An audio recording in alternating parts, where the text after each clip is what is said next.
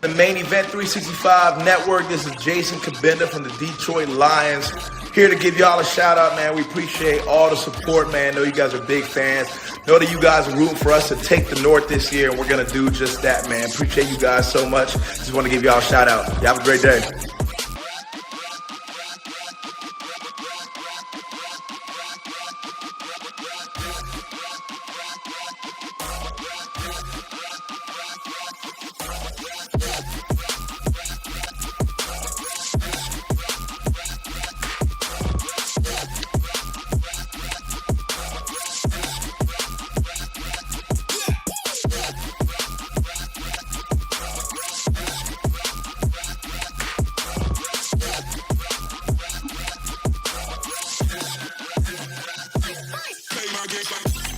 Hello, everyone, and welcome to the Main Event 365 podcast. It's our reboot for the 2023 season. I hope you are all... What the fuck is going on here? Fuck.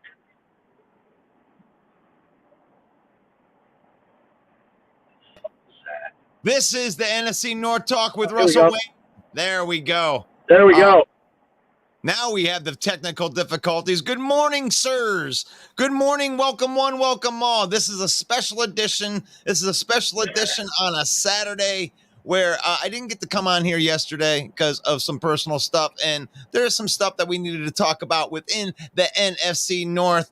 And we appreciate you out there subscribing to the YouTube channel and being part of our football talk each and every day. And we are streaming live into Bill the Packer fan, Mike the Bear fan, the Detroit Lions Villain Squad. Go give us a follow as we are committed to football talk 365 days a year. Welcome to the program, Main Event. Mike. Welcome, Russ. Can you hear me? I can hear you now. I can hear awesome. you. 5 days, my friend. 5 days until the kickoff of the NFL season with the Detroit Lions as the first game. Jimmy Buffett died today, so got to give a toast to Jimmy Buffett, one of our fellow musicians, a trendsetter, a pace setter. Rest in peace, Jimmy. Going into his Margaritaville in the sky. He's finally found his lost shaker of salt. I went to a Jimmy Buffett concert, and I tell you what, I've never really been a Jimmy Buffett fan. You know, I had season tickets to Pine Knob, and that was one of the concerts that was there, and I just ended up going to the concert. There's a lot of tickets that I sold and some that I went to, and that was one of the most surprisingly good concerts that I'd ever been to. What a fun concert. He had guest musicians coming on, playing all different kinds of instruments, and just a really cool time. A little bit off of the football subject, but man, that's Jimmy Buffett.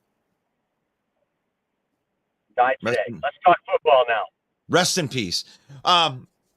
TJ Hawkinson got a massive a massive extension. I wanted to go there. I really wanted to talk to Jamez about that. I did send him the link. I'm hoping I get a chance to talk to Jamez about that. We got Jason Skull. He is in the comments right there. I want to get your thoughts on the TJ Hawkinson extension. I want everybody else's thoughts on the TJ Hawkinson extension. He becomes the highest paid tight end in NFL history, more than Travis Kelce, more than Darren Waller. He eclipses all of them. What do you think about that, main event, Mike? Well, I think he came right out and said, I'm going to reset the market. We all laughed at him. And I guess he knew because he was dealing with the GM, Quezzy, Adolfo Mensa, who's not nearly as shrewd as the guy we got in Detroit. And he was right. He reset the market. One thing that we were harping on the Vikings about was how expensive the entire tight end room is because Connor, the other guy, the blocking tight end, he's the highest paid blocking tight end in the league as well. So together they are the highest paid tight end duo in the league, and we're kind of laughing at him about that. But we did a little digging, and I found out that other guy's contract is really backloaded. I mean, he may never see all of that money. And TJ Hawkinson, it comes out to $17 million a year. And as we're in the groups, NFC North, the Huddle, and Detroit Lions main event, I'm in the groups trolling the Viking fans about it. And they kind of set me straight a little bit. It was like, you know what? Yeah, we'd like the number to – this was Jamez's comment, in fact. He said, I'd like the number to be lower, of course, but I'm just glad he's here and we've got him nailed down for 4 years. And then that's a big piece, right? He's definitely a top tight end in the league. The Detroit Lions weren't going to pay him that much, period. So we were happy to get something for him in return. Well, I like that take. You're kind of nice to the Viking fans right there. I have a very, very special guest backstage. Welcome back to the program, West Coast Stat Master, Greg Rice. What is up, gentlemen? It's been a while. Oh, Good morning, Greg. Good morning. How you guys doing? Good. All right. What do you think about that trade? Let's put you right on the spot, Greg Rice. The Hawkinson trade, when it comes down to it, you guys, I think it was really a win-win for both teams. Minnesota was obviously in win-now mode at the midpoint of last season. He's a good tight end. Look, I'm a little higher on TJ Hawkinson than a lot of fans are. You get a lot of mixed reviews here with Detroit. I do feel he's a top 5, top 8-ish type tight end. That being said, Mike just alluded to it. We didn't have the money to pay a tight end that kind of money. I do not see TJ Hawkinson on that George Kittle, Travis Kelce, Mark Andrews. I don't see him on that level. I see him on the next tier. And for him to get the most money for a tight end in history, congratulations, TJ Hawkinson. If you're a Vikings fan, I talked to a lot of Vikings fans, you guys. No one was really happy with the contract size. Let's be real. You like that? And I put it out there like this. It's like, if you're happy, then I'm happy. Okay. So yeah. That trade came through, or not trade. I keep playing trade. The extension came through, and everybody in the North seems to be happy about that. Yeah. The Packers and the Lions and the Bears are definitely happy that they allocated $25 million to their tight end room. We love that. We love that. And if you like the trade and you like the extension, then we like the extension because we're here. We're here for you. We're here for you. In that order. In that order. Paying Big Droppinson that much money is just another win for Holmes. Ooh-wee. I mean, in his defense, he was better. He was better in Minnesota, at least for the last, 10 games that he played there? Yeah, he was good. I mean, if you duplicate those numbers out for a whole season, that's 1,000-yard season. I mean, what more can you really expect out of your tight end? But right. $17 million. Gosh, right. Mike. Yeah, and if you're in the playoffs and you absolutely have to have 8, you absolutely have to have 8 yards. TJ will get you 5 of them. That's pretty good, Mike. I like that. Kneecap off. Mm-hmm. Oh my gosh. So I don't want to lose all of the viewers talking about the Hawkinson deal right there. So we got real football to talk about right here. I mean, we got the tribal chiefs are on their way, or no, we're on our way to go into the tribal chief. Acknowledge me. That's right. Patrick Mahomes, maybe the greatest quarterback of all time. We're going into the Lions Den, pun intended, to take on the Chiefs. What are your thoughts on that, Greg Rice?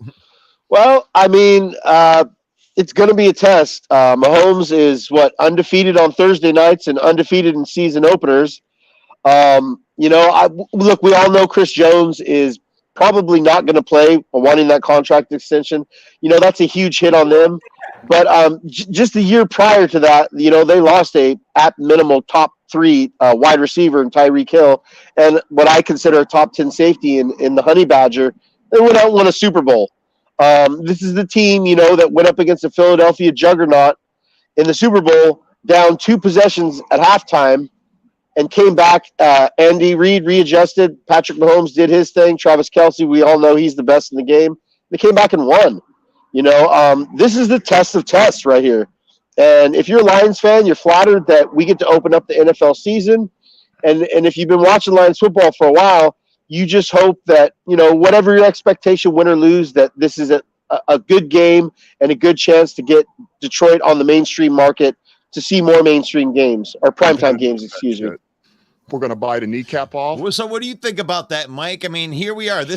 We're on the cusp. We're not talking about, July football anymore. We are less than a week away from the showdown in Kansas City. Well, I'll tell you, every year, the kickoff game, it always features 2 high-profile teams. So it's quite flattering for the Detroit Lions to be thrown in this mix. It really is a testament to how well they played down the stretch last year, winning 8 out of 10. And the NFL scheduler makers and Roger Goodell as well, showing a lot of faith in the Detroit Lions to put them in this game against the defending Super Bowl champions. It really is a sign that we have arrived to some degree. And it's huge for the Lions. I heard an interview with Peter King, who said when he heard that the Detroit Lions were going to be matched up against the Chiefs in the kickoff game, his initial reaction was, why? Did everyone else say no?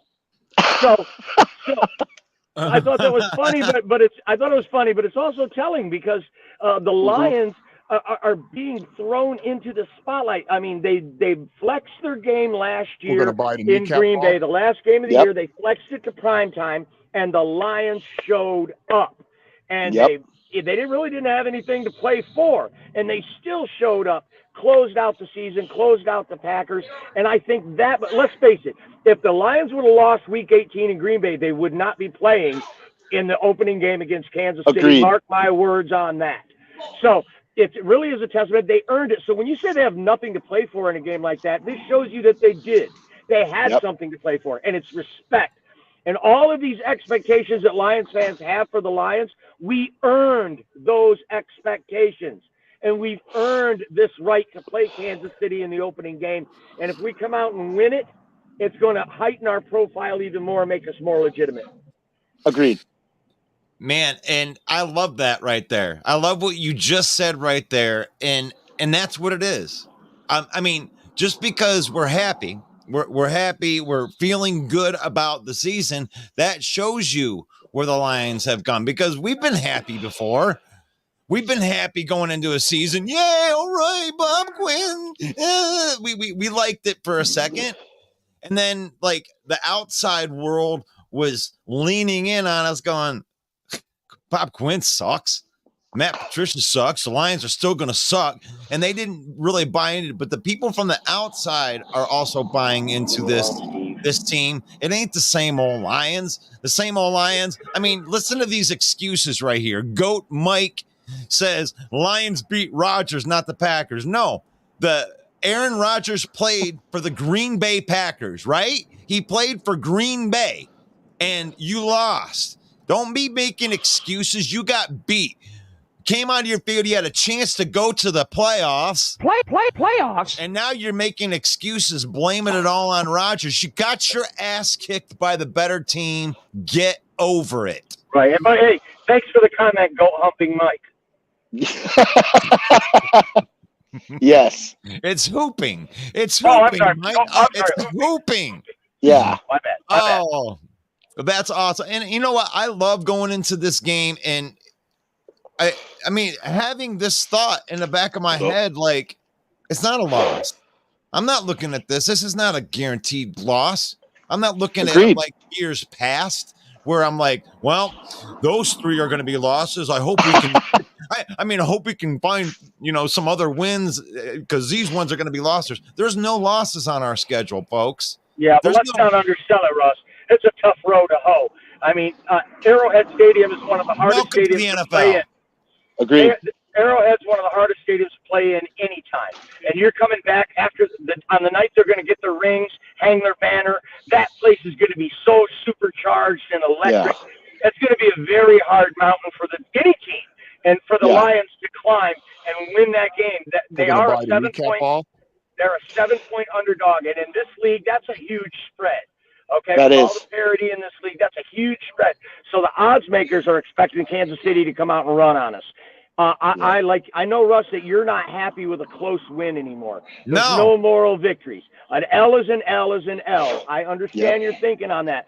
But if the Lions play good, hard, and keep the game close and lose and cover the spread, that actually is a positive step for this team. And I'm not going to take that away. I wouldn't take that away, but I'm not going to be celebrating. I'm not going to come on here and celebrate a 1-point loss. Yeah. I'm going to say, look, if we want to be 9-7, that's fine. That's fine. You want to go to the playoffs and lose in the first round? That's fine. Be happy with a loss. But if you want to actually consider yourself a contender and you actually want to believe that you can win football games, you got to win an Arrowhead. You're going to have to. You're going to have to go on the road, and you're going to have to beat a good team if you expect to win in the playoffs. This is true. It's not worth it anymore. It's not enough to go and play a game against the Buffalo Bills and get close. That was okay last year. You had a young team ascending. Now the expectations are here. Now you have to go win those games. Show them. They have 2 brand new tackles. They're not taking that into consideration. They're going to be without their best defensive players. They're not taking that into consideration in the point spread. Show them that that's a mismatch. Aiden Hutchinson and John Kaminsky against 2 new dudes? Come on. I don't Get know, in though, there. Who's got more pressure on them? The Lions to beat the Chiefs or the Vikings to beat the Buccaneers? Obviously, the Vikings, if they lose to the Creamsicle Pirates in the opening game, that is going to bode a lot worse for them than it is if the Lions lose to the Chiefs. Agreed. Oh, go. I agree. Mike. I got to put the GOAT don't want the smoke with us. We know we got a mobile quarterback. Lions lucky Gary didn't play. All right, man. All the excuses in there. Rodgers is a statue. How quickly they turn. Goat Mike, you probably have a statue of Aaron Rodgers in your front yard.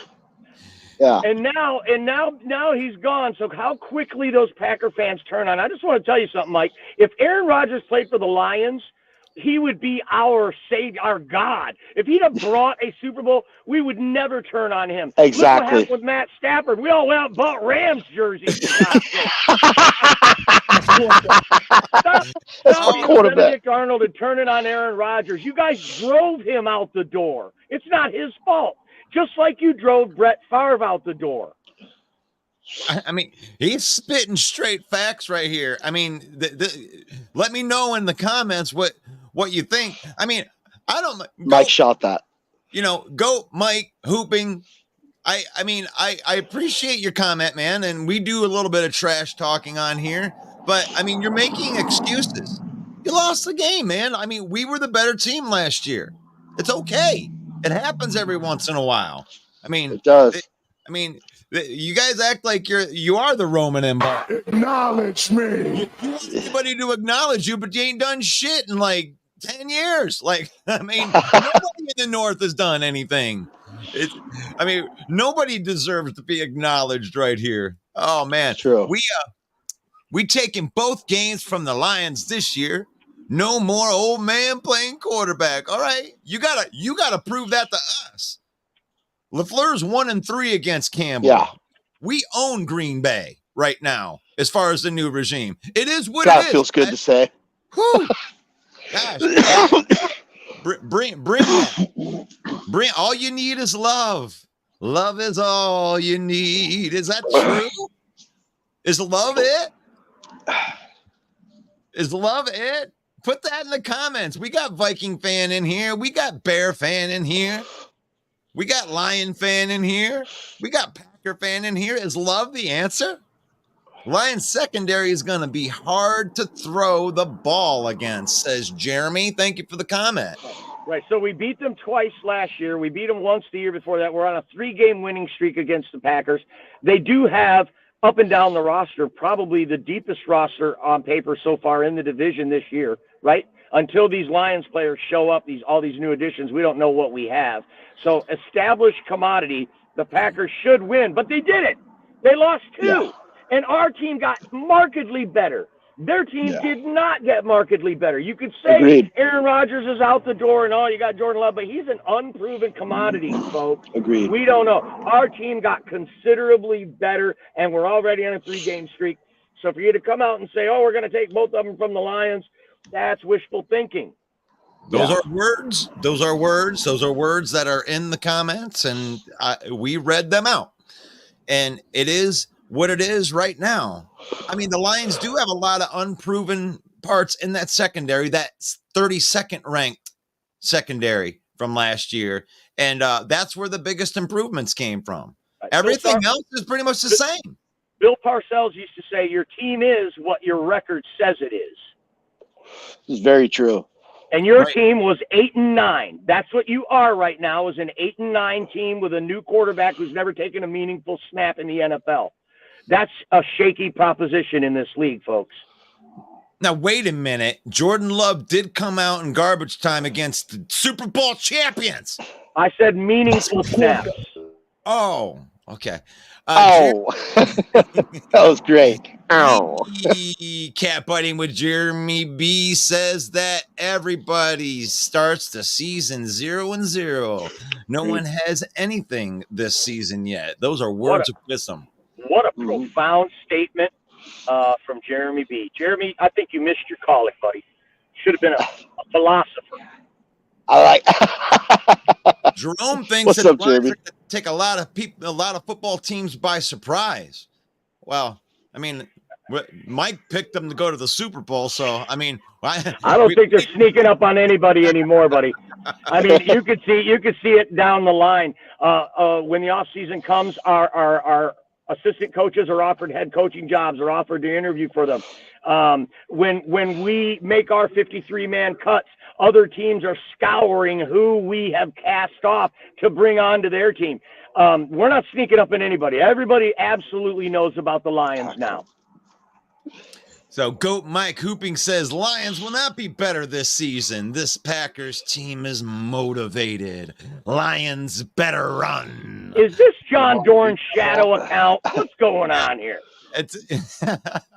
Hey, you know what you guys really should be worried about is Justin Fields Justin Fields coming to town. I don't even know. Is that game in Lambeau? It's in Chicago, or as Packer fans like to call it, Lambeau South. Lambeau South. Yeah.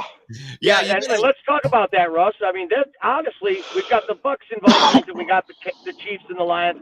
But I think the most intriguing matchup week 1 is Packers-Bears. I mean, these two teams hate each other more than any of the other teams in the division. I got the Packers winning. They're a 2.5-point favorite. I think they even covered the spread. There's just too many holes. This game is won in the trenches up front. The Packers have a better offensive line and a better defensive line. They absolutely should win against the Bears. If they don't, it'll be a huge upset, in my opinion. I think the Packers start out 1-0, and they may be the only team in the division 1-0 after week 1. Oh, love the show, guys, but why is there 8 minutes of dead time when it starts? just when you're ready to go live, better presentation, in my opinion. Well, here's the thing is when that nice little thing's going on at the beginning, I have to invite people to the broadcast during that time, and I can't do it until the broadcast starts. So just know that there's a little bit of a lag, that it's going to start 5 minutes about afterwards, so I can invite all the people, so I can actually have people to talk to when I'm on here. So can I comment on that too, Russ? Can I comment on that? I understand what Zachary's saying. I brought this up to you before as well. And you've told me that, look, man, I need a minute to start inviting people. So Zachary, moving forward, don't plan on joining the broadcast maybe till 8 after, because that is something that we have to keep in place. And there are other things involved with it that we don't talk about on the air. But thank you for hanging out for that whole 8 minutes. Yeah. And I'm not trying to be Pat McAfee or anything, but all of the broadcasts that do it, they do it for this reason. I really apologize. I wish that there was a different way. I mean, you could probably write an angry letter to Facebook and say, hey, why can't you make it so they can invite these things to where the live will go up to where you can use that live. But I have to be able to do it like this. I hope that answers your question, Zachary. The broadcast has to be live before Russ can share it into the group. Right. So yeah. That's another. And this is what's called watch hours. So if you multiply everybody who's watching times that 8 minutes, it helps us. It's just worth it. I love having 30 people that are looking at the program right now and being consistent with throwing out there. I apologize. Is the minute that it's different, I'll change it. I hope that it answers your question, though. Good question. Robert is washed. Rogers is washed. Love will run all over that Lions defense. All right. God, let's hope so. Man. Let's hope he has to run. Yeah. He's be running for his life. He's going to be running. To Mike's point, let's face it, in the preseason, Jordan Love looked good. He did look good. He doesn't look scared. He looks like he belongs. And yes, it's true, Mike.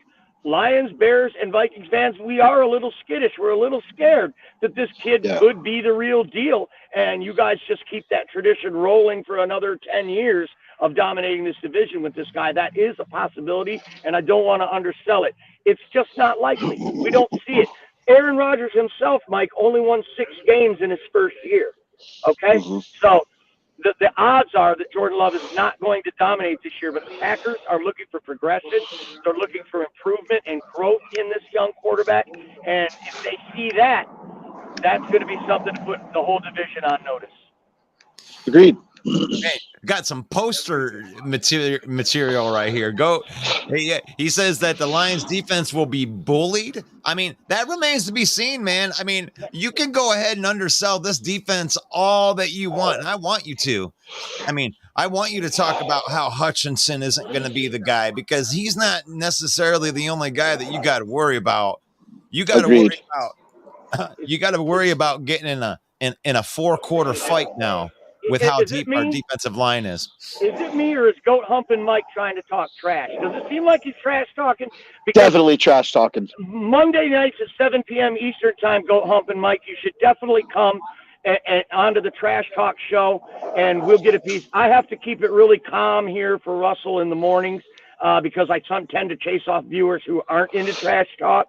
So we love your comments. Keep them coming. But if you're getting there, you're going into that trash talk area, you definitely should come into our space on Monday where we can really let it loose on you.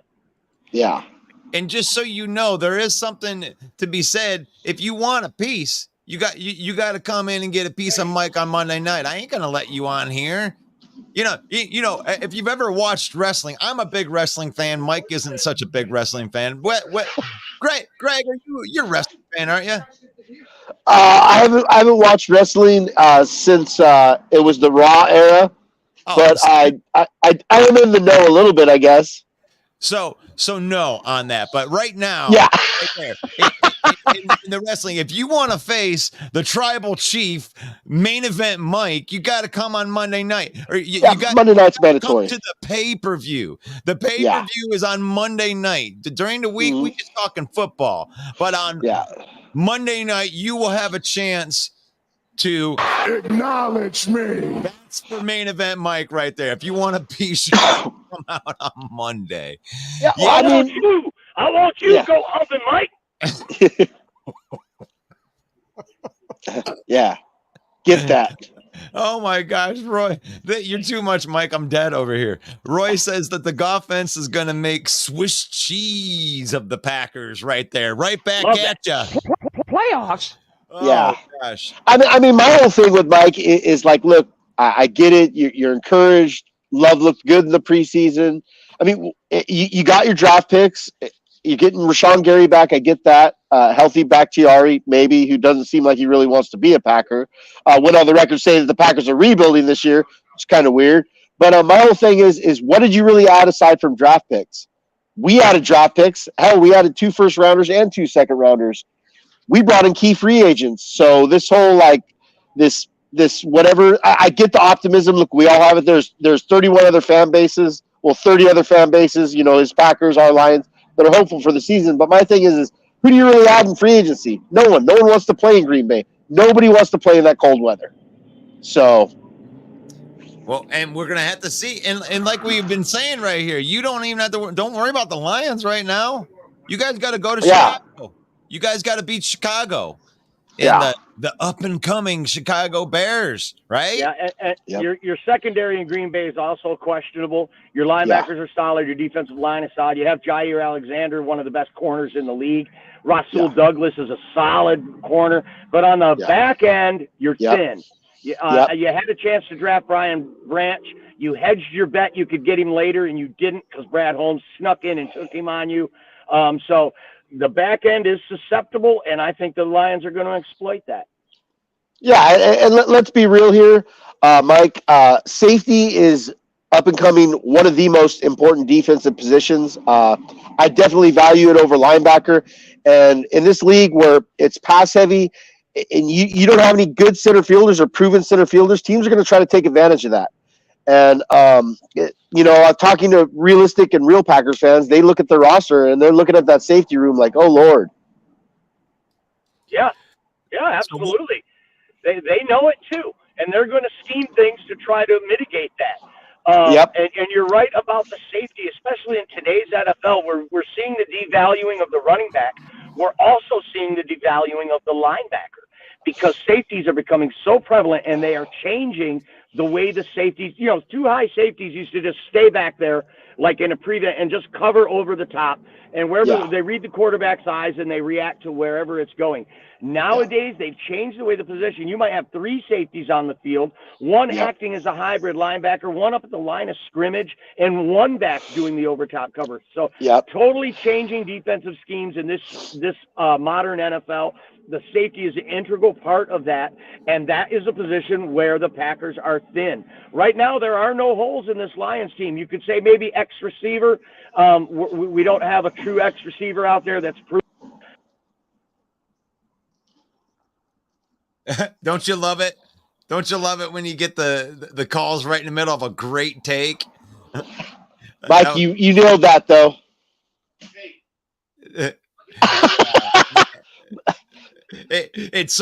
I've seen it happen 100 times too. It's like you have Mike, you're doing great, but he's doing a fantastic job. You okay, Mike?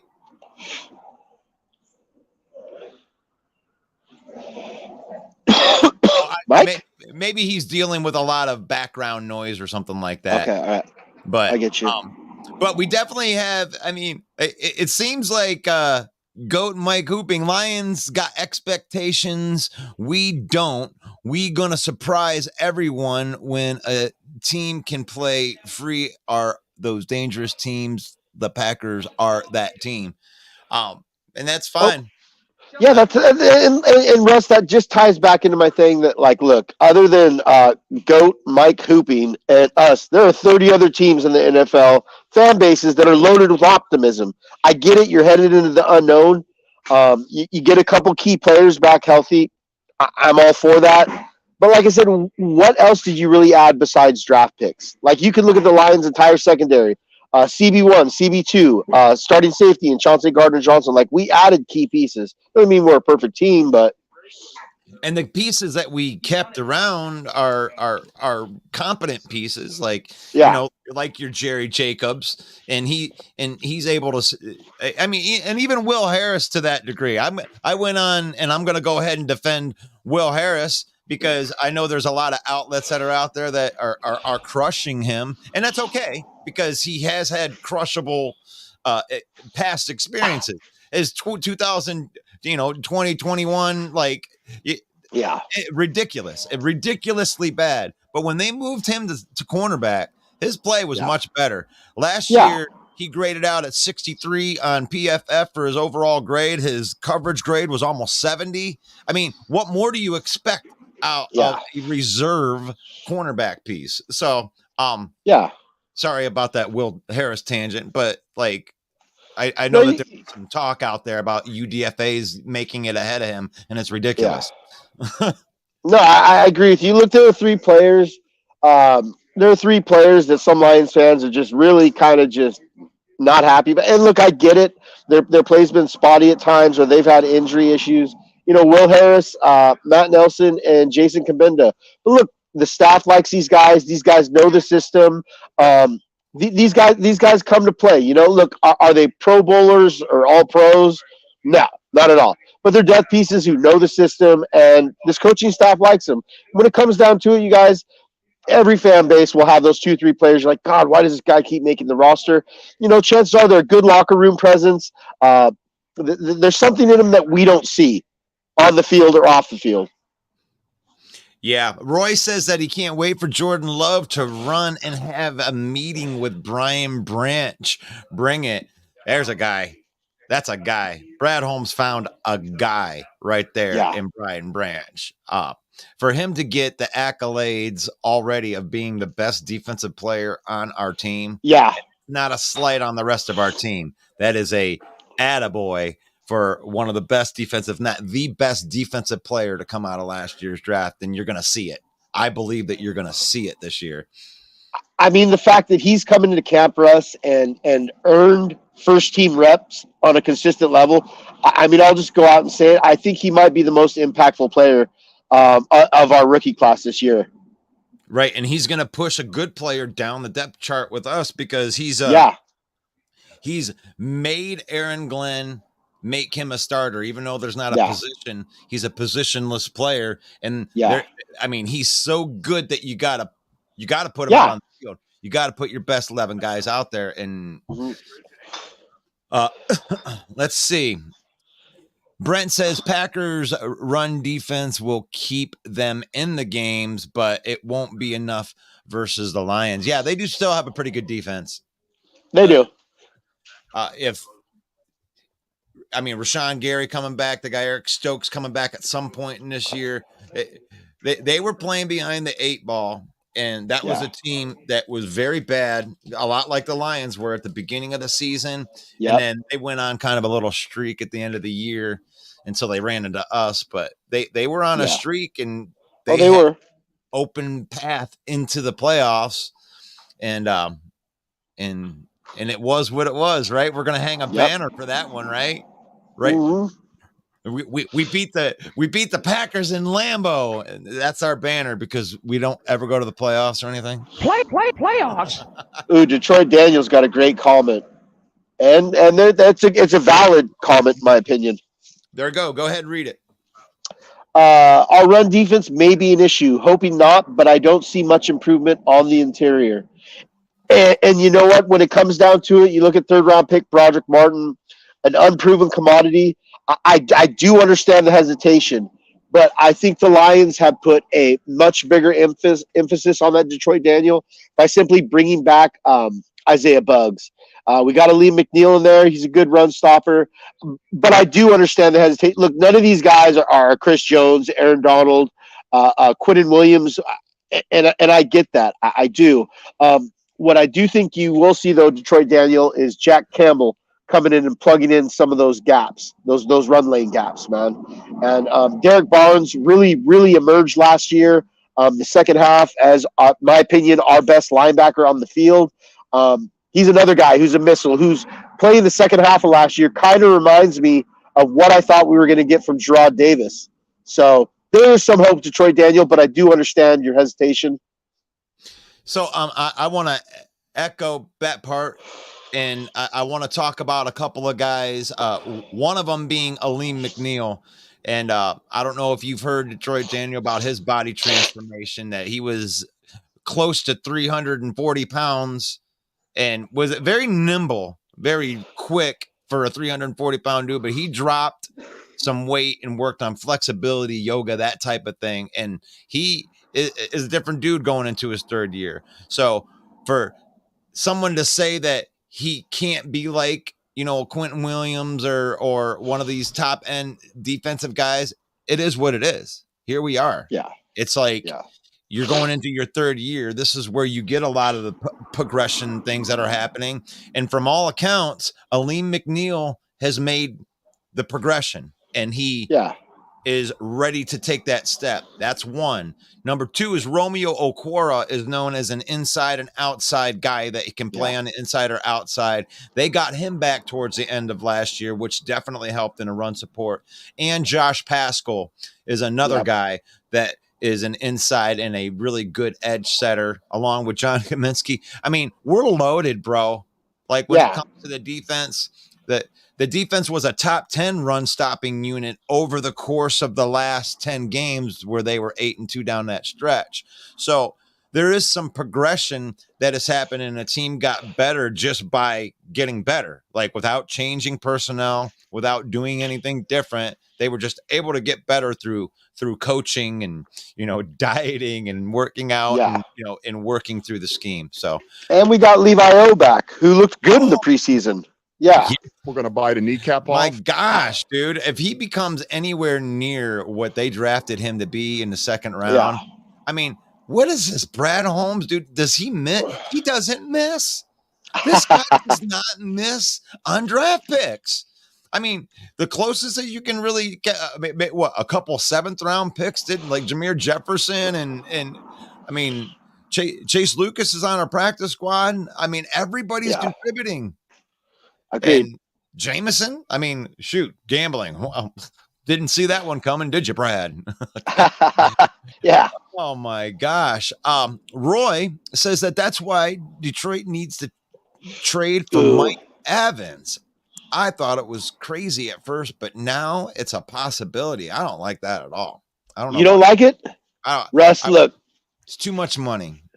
I get that. So, look, I am on the Mike Evans trade. Look, Russ, I've spoken on this. We've spoken on this months ago. And Mike touched on it. We don't have a true X receiver. Now, look, the hope is, and I'm hoping it too, that Marvin Jones Jr. can be that deep field contested catch guy, or that Josh Reynolds can get to playing like he did in the second half of the 21 season. He kind of got buried on the depth chart last year, was somewhat inconsistent, and essentially lost all the snaps to DJ Chark, who, when came back healthy, was a great weapon for us. In terms of Mike Evans, though, man, look, this guy's a player. He's a for real X receiver, contested catch, deep ball, aggressive, physical, huge receiver who creates matchup problems for any team. Defensive coordinators would have to respect him as our X receiver. They'd have to keep at least one high safety. It would open up the box and completely open up the middle of the field. I am on the Mike Evans trade train. My only issue with that is, what would it cost and what would the restructure look like for this 30-year-old receiver? I think he's still got it in the tank. I think people lock on to the age factor, including myself. I do it. A 30-year-old receiver. Well, you know what? He's been balling out since he's been in the league. So I don't know. It just depends on the cost of restructure, I guess. And that's where I'm at with it right there. Yeah. I mean, to me, whether I think about it or not, it comes down to, it would really shake my thoughts about Brad Holmes in this regime if they were to do something like that, because I feel like I kind of have a mind's eye on where he's at and like his philosophies and things. And this would be something completely against the grain of everything that he's been doing. I do believe they believe in their ex receivers of, Marvin Jones being able to fill that gap while Antoine Green is developing as a X receiver right now. I think they believe they have something there. They just re-extended Khalif Raymond and Josh Reynolds. I mean, these guys, they're not number 2 wide receivers. I get that. But it's like having 3 number 3s. And it will work, especially if you're using Jahmyr Gibbs in the pass game. Sam Laporta is going to be a big part of this offense. He can be an X receiver too. I don't think they're using him much as a, traditional tight end, but maybe they will. Yeah. But I wouldn't like it because I love where we're at right now. Being able to control the ball. There's enough mouths to feed right now on this offense. But if they did do it, Mike Evans is a beast. I just don't like the money stuff. So if they made the money work out and somehow he was on this team, we had to send back like a Josh Reynolds or somebody in return to kind of like cover that spot, we'd have to send him a receiver back. But it would definitely do everything that you just said, that what you just alluded to right there. So I don't mind it. Put that in the comments. What do you think as a Detroit Lion fan? What do you think it would be smart to throw in Mike Evans? I got a little piece coming out on this today, and we've been explore this, looked at the financials of it. It is what it is, but throw that in the comments. Let me know what you think on that. Steve is real. Yeah, right there. He's what is making the Lions better than the Packers? Someone explain this. Okay. Go ahead. I mean, like I said, when you look at it up and down the board, that Detroit Lions defense, the front seven may not be as deep or overall as talented as the Packers. Like I said, you got to tie it back into the secondary and the pieces we brought in. Like, we could just go draft class for draft class. We got 2 first rounders, 2 second rounders. When the Packers get 1 first rounder, they got a plethora of picks on the back end. They had a huge draft haul. I'll give them that. But then we look at free agent additions. Okay, so Lions bring in Chauncey Gardner-Johnson, tied for the league lead in interceptions. They bring in Cam Sutton, a good comparable corner whose stats and coverage grades were comparable to a very much improved Trayvon Diggs. We bring in Emmanuel Mosley, a very physical corner over from the 49ers, who's had great matchup stats against a very competitive NFC West. We've improved and gotten deep across the board. Now, the Packers, they did that too, somewhat with their draft class. You didn't bring in any free agents. Trying to make it as of now a lateral move from Rodgers to Love, I think is asking a bit much. We'll have to see it on the field. Maybe he does play as good as Rodgers did last year, or maybe he doesn't. So that is that would be my response to that, Steve. I do like Matt LaFleur as a coach. I think that he probably got shafted on some of his play calling when Aaron Rodgers calling audibles, up under center. But that being said, what makes the Packers better than the Lions? They certainly haven't been the last 3 times we played them. So, yeah, I think that's a great way to handle it, is throw it right back at them. What makes them better? Here's Goat Mike saying that Reed and Heath are both impact players right away. And I don't mind that. You want to believe in your draft picks. Believe in your draft picks. But here's the thing is Brian Branch looks like the real deal. Like, if he is as good as they say he is, that guy's going to be a first-team All-Pro. And what are you going to do about that? That's an impact player right there. Sam Laporta looks like he's the real deal at tight end. He can catch, run after the catch, so much to the point where they were just looking at primarily third string and backup guys through the whole preseason. Our whole first team and second team were set so much that we didn't have to show them in preseason. Agreed. They love it. They love what's there. Jordan Love it's going to be a hell of a lot easier for Jordan Love not to be as good as Aaron Rodgers than it would be for him to be as good or better than Aaron Rodgers. I think that you guys were definitely underselling. Your whole fan base is underselling how good Aaron Rodgers was to you guys last year. He had one of his worst statistical season, but you also led the league in drops. You led the league in drops. Your receivers, Christian Watson, and these guys that you guys are touting as these awesome receivers did not do Aaron Rodgers any favors last year. Now, he didn't do them any favors because he didn't practice with them. Yeah. I love that, Russ. I love that. But the thing It's is, true. that's continuity. Do you know what Yeah. Jared Goff has been doing for the last 3 years with Amon-Ra St. Brown? That's why they're lethal. That's why they're lethal. Yeah. Christian Watson is not as good of a wide receiver as Amon-Ra St. Brown. Romeo Doubs is not as good a receiver as Amon-Ra St. Brown. Jordan Love. Or Josh Reynolds, for that matter. Exactly. Jordan Love is not as good of a quarterback as Jared Goff, who has been to a Super Bowl, and you have not played a game yet. I mean, there's a whole bunch of reasons. I mean, if you don't want to hear them and you're just going to tell me I'm full of crap, but these are just real things. These are real things that are right now. You need to prove it. You are 1-3 versus Dan Campbell. Yeah. What makes you better? Because we are. We have been.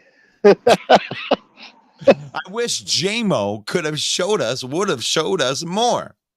Yeah. I do too. I mean, stop gambling. Good shit, Russell. Oh man, I got these guys triggered too. I'm sorry about that. Love doesn't run, stupid Roy. What is that? I think I'm behind here a little bit. I've gotten all these hate comments in there. Let me get at the. Jerome says no tickets available. I see the Lions game. This amazing sold out. Okay, they might be talking about game number 2. Yeah. Kneecap biting said, who is the 4th best at the slot in the league last season, ahead of Dobbs and ahead of Watson? I don't know. Who's 4th best at that stat in the league last season? Who's the 4th best at that stat in the league last season, ahead of Dobbs and Watson? I must have. I missed it. We got lost in our rants. Sorry about that, Jeremy. I tried to move down to get to current comments, so I'm trying to get back in. Everyone on a team will play better for love. Oh my gosh, man. Yeah. I mean, I love that you guys really think that Aaron Rodgers is just this like cancer, but the dude balls out when he goes out there and plays, man. He didn't have the greatest season last year, according to him, but his 70% is better than everybody else's 100%, guys. Like, you guys are underselling what Rodgers does to your organization. I mean, maybe it's just what I keep reading from Goat Mike Hooping, and thank you for paying attention to our show. We love engaging in you. Is I just see a lot of copium going down. And look, I get it. You're an avid fan. You believe full heart, but there's nothing to prove anything, man. We haven't seen anything yet. Realistically, we just haven't, man. So be optimistic. I get it, but to say you're better than the Lions, it just hasn't been.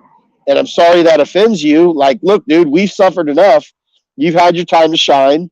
You know, maybe just say, hey, maybe we can split with the Lions this year. But, you know, Packers fans.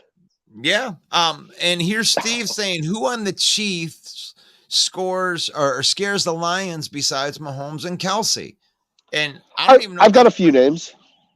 I'll just start out, Russ. I'll just say their entire wide receiver core. Those guys are fast, incredibly fast. Their entire wide receiver core. Isaiah Pacheco, a great scat back who is incredibly twitchy in run lanes, man. That's a good Chiefs team. Like, no, I'm not going to come on here and say, look, I think we can beat the Chiefs. Do I 100%? No. You don't do that against teams like that, but they got some great players. I like their front seven, even without Chris Jones. Steve Spagnuolo is a good game planner, good defensive game planner, one of the most aggressive defensive coordinators in the game. Look, I know the Chiefs are going to bring it. They find ways to make things happen. They are one of the highest percentage teams when it comes to quarterback blitzes. Their defensive coach is incredibly aggressive. Who do they have out there? Snead and who's their other corner? They got a couple good corners out there, and I get it. Yeah, but in terms of any particular player, I don't think it's really any player. Steve is real. Yeah, I don't think it's any particular player. I think it's just Andy Reid's coaching philosophy and how he attacks teams, how he diagnoses teams, what their strengths and weaknesses are. And right there, your answer gives me all of the hope in the world that the Lions can win this game. I think the Lions can beat the Chiefs because you guys can't come up with real football reasons why we shouldn't. You guys got two. They don't. You're right. Outside of Mahomes and Kelsey being elite players, you just named a bunch of guys to me. Yeah, like you I named get some you. guys. We got guys too. And what they should be scared at is the fact that they got two brand new tackles that are going to be going up against two of the most ascending pass rushers in this league, in Aiden Hutchinson and James Houston. Like these guys, and John Kaminsky, and Romeo Okwara, Charles Harris, these guys are going to be coming all day long. They're going to be giving them all kinds of different pass rushing looks of all guys that can get sacks. Every single guy on our team, Josh Pascal, they just drafted him second round. I mean, you got Levi Onwuzurike. They are coming. They're coming the entire game. They're going to be going after that brand new offensive lineman. It's not the Super Bowl team, guys. These guys didn't win the Super Bowl. There's no Chris Jones. If I'm the Detroit Lions, I am going to run right in between Jonah Jackson and Taylor Decker right there on that left-hand side with David Montgomery, and ain't a damn thing you're going to do about it. I love it, Russ. Keep Mahomes off of the field. That's how you're going to beat Mahomes. Mahomes is... Acknowledge me. He is the tribal chiefs. He's the tribal chief of the Chiefs. He's the greatest. He might be the single greatest quarterback of all time when it is all said and done. But how do you beat that? How do you beat a guy like that? You bottle him up. You shrink his pocket, and you make him get rid of the ball before he wants to get rid of the ball. That's the only way that you can beat a wizard like that. When he escapes the pocket, you have your defensive backs be able to cover for an extra 5 or 6 seconds because he's going to turn into Houdini. You have to know these things going into it, but I think that the advantages for the Lions going into this game are just going to be too much for him. And I will pick, when we do this pick, I will pick the Lions to win this game straight out in Arrowhead and give him his first loss in opening games. I love it, Russ. Hey, Russ, it's starting to rain out here on the West Coast a little bit, brother. I'm gonna have to cut it short. I gotta start getting ready for the day. Good. I'm ready to do it too. Yeah, I just want to thank all the fans that watched, and Russ, thank you for having me on the show. It's such an honor, man. God bless. One pride, you guys. One pride. That's the West Coast stat master right there. That's Greg Rice. Greg Rice 20. You're invited on this show anytime you want to come on this show, Greg Rice, because, well, for one, you're in the opening credits. So that kind of gives you the right to be there. I was really hoping that I was going to get to talk to Jamez today about that Hockenson trade. Chad Ryu, what's up, brother? I think that I think they will have Patrick running out there. They will. And I think I'm crazy to try to pick the Lions in this first game, but I think that I'm being a homer for the Chiefs if I pick the Chiefs. If I'm going to ignore all of the things that I know about the teams and where they're strong and, problems that you're going to be going into. There's so many reasons that the Lions should be in this game. I mean, you don't think that Dan Campbell is in there? We're going to bite a kneecap off. Telling those guys that, nobody thinks that you can win. You know that, Patrick Mahomes is undefeated on opening days and Andy Reid. You know that nobody on God's green earth expects you to win. Everybody expects you to go and play really good, but barely lose and, get some attaboys. You ain't going to get an attaboy from me. If you get an L, you get an L. You need to be able to beat the Chiefs. You need to be able to beat the Chiefs in this situation where they got their best defensive player off of the field, because they're already going to if the Lions do win this game, You know, all the people from the other side are going to be like, well, you know, they didn't have Chris Jones. They're going to line up all their excuses. So while all the things are right, while you're feeling good about the situation, while you have a couple advantages, you might be able to take them by surprise in a couple of different areas, and you don't get it done. What do you think they're going to say? What do you think they're going to say? They're going to be on the outside saying, well, you didn't even have Chris Jones. What do you expect? Oh, same old Lions. You need to win this game, guys.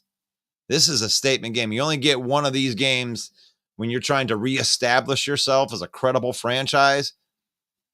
You get one of these games every few years, once in a regime. You get it once in a regime, because here's the new regime. Now you're at a crossroads again. Here you are. What are you? Are you the team that almost gets there? Or are you the team that can surprise the teams that nobody expects? Can you actually play the villain mantra? We be the villains. I don't care what you think. I don't care what you think. That's what the villain mantra means to me. The villain squad. Oh, nobody picked the Lions. Same old Lions. I don't care what you think. I'll be the villain in your story. Oh, things didn't go as planned. That's what type of defensive line that we have. Things didn't go as planned. Oh, what was wrong with Mahomes? It was that defensive line. You have to get to my comment, Russell. I commented my thoughts on Mike Evans trade scenarios. That is nothing but clickbait and sports rumor. No one credible is saying that trade. Well, that's I mean, I didn't get to the comment because I don't want to question anybody's credibility of trades or whatever, because it came out in multiple spots, and I'm not a big fan of comments coming in and being the like that's the authority right there. The trade thing has been out there. It's not just clickbait. They were looking at it.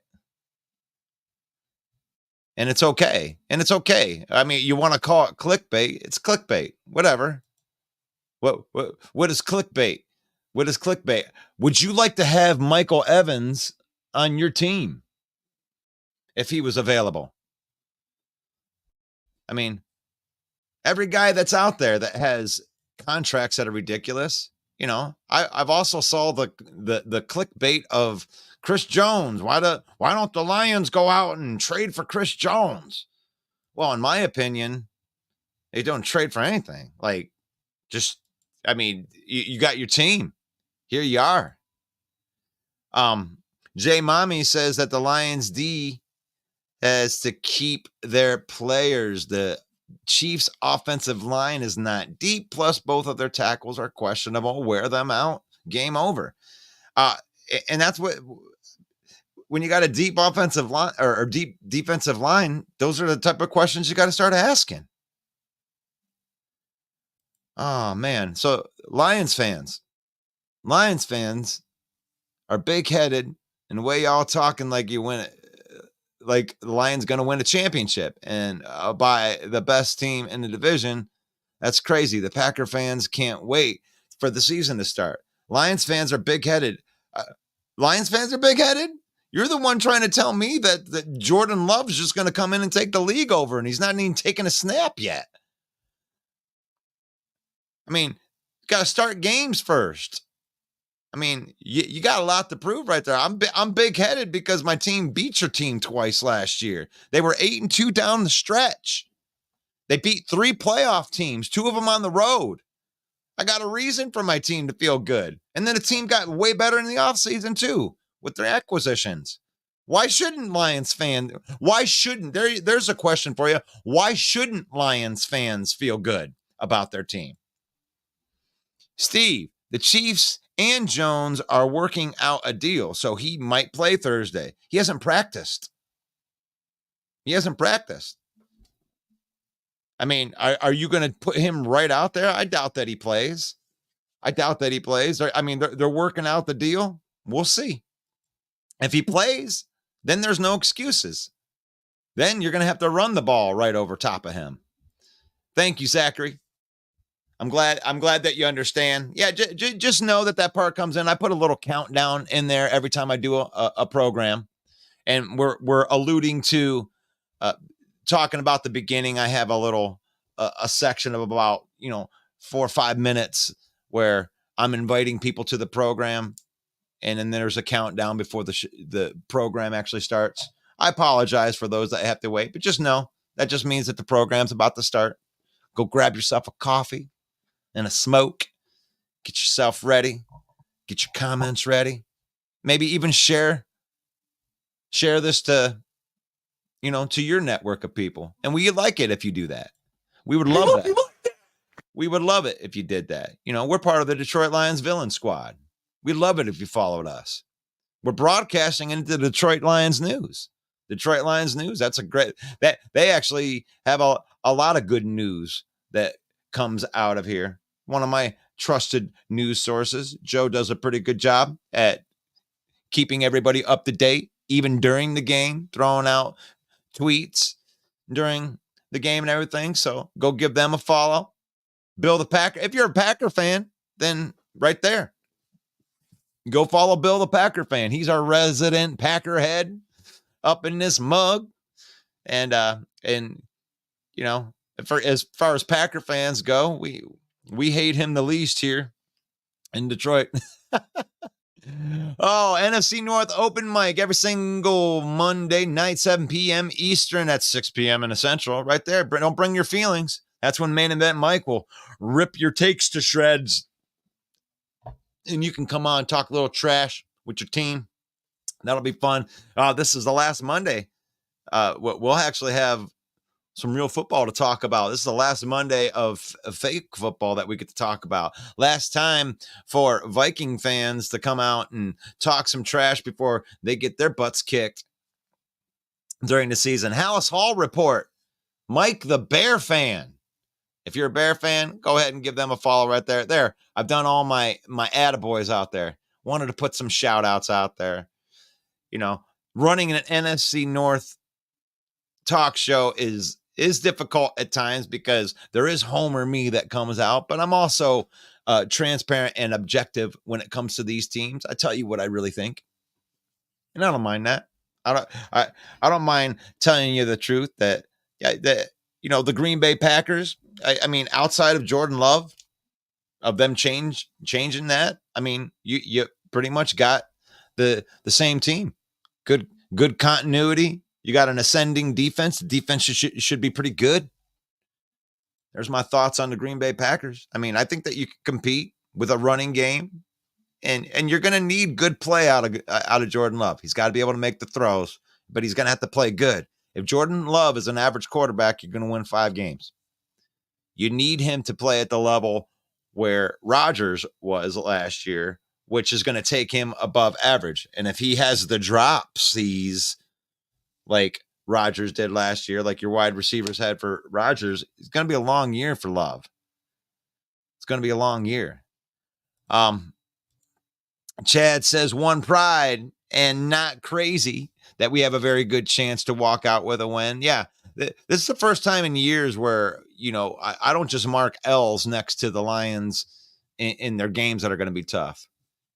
Obviously they'll be going uphill. It's going to be hard getting a win, but they deserve to be in that game. They can play in that game. J Mommy says, honestly, I think the Lions will win it. There we go. We are going to get a wide receiver. I don't know. We'll have to see. Let's see.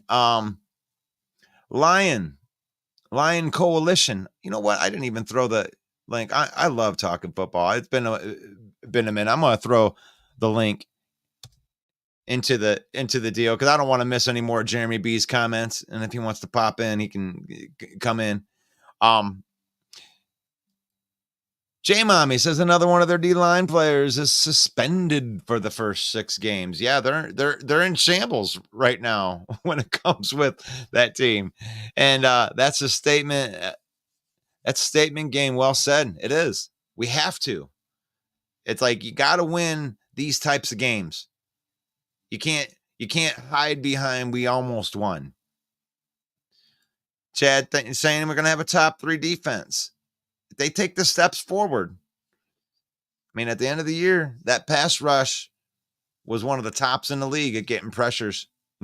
It was their secondary. Adam says, go Lions, Lions Nation. No, I said why I don't want it. Okay. Let me go find in there. I had this. I'm sorry, Jamie. Sometimes I get so behind on the comments that I want to go forward to just get the comment that is the most recent, because we got behind because we were talking. So I apologize for that, Jeremy. I go back in there. Hey, and I can understand.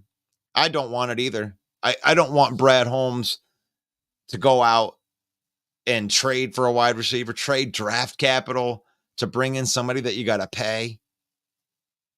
I mean, you got to pay them.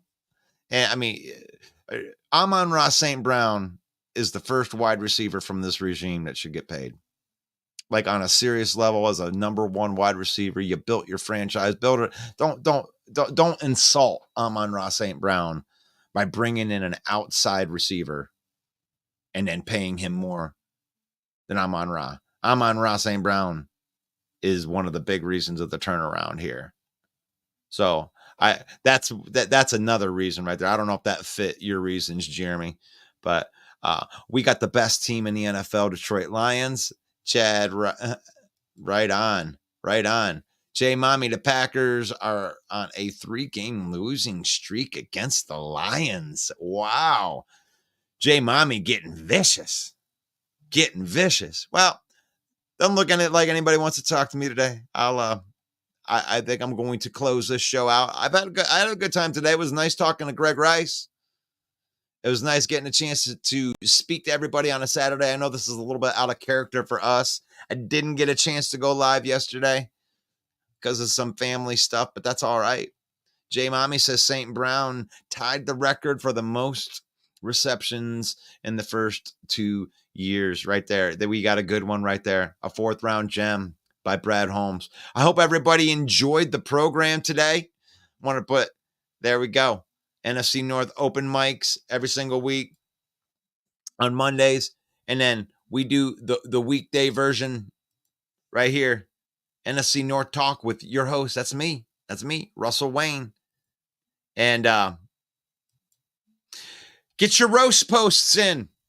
You find something funny, go out to NFC North, The Huddle. That's one of the best trash talking groups. If you're into trash talk and you are so confident that your team's going to be good, you need to get your butt over there to NFC North, The Huddle. It's a private group. That's a not thick skin place. You gotta go in there, not with thick skin.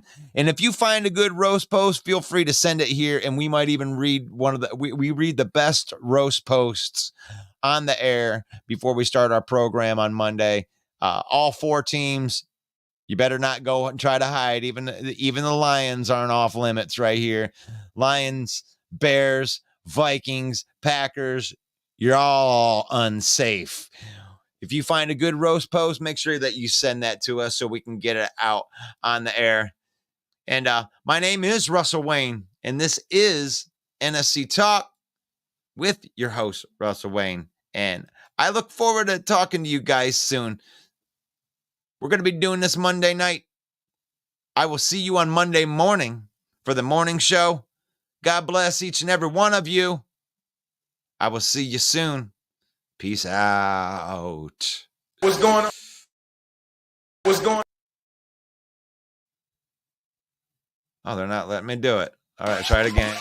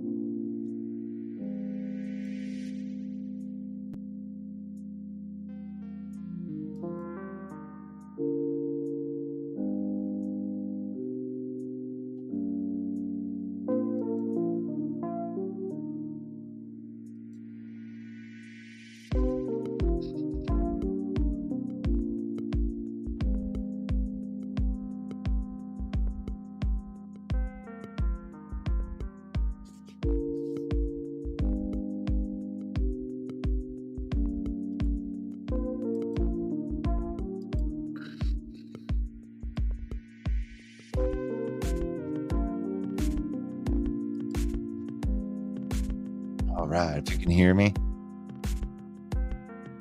please take the time. Go over to our YouTube channel. Give us a subscribe.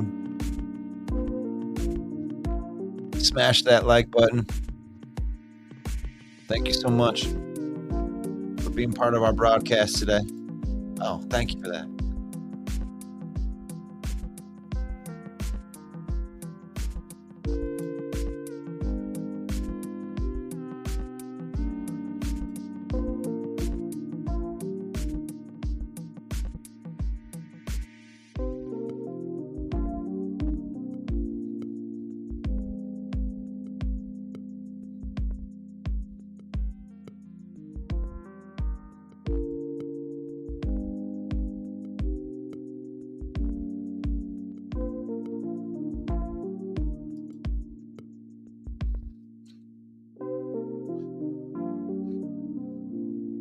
You like that?